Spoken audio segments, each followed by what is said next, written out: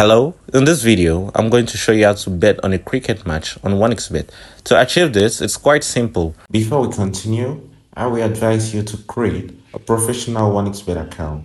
To achieve this, you go to registration, choose a registration method of your choice by phone, fill in your informations, then at the level of promo code, type Chelsea TV. This promo code gives you a 300% bonus at your first recharge, which implies that if you put in 10,000, you get 40,000. First, you go to your menu.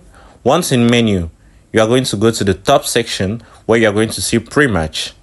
Once in pre-match, you are going to see a variety of sports, among which you are going to choose cricket.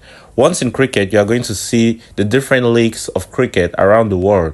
You are going to choose Indian Premier League, for example, where you are going to see the different matches ongoing or the ones to come. You are going to choose any match of your choice and bet on it. And that was all for this video.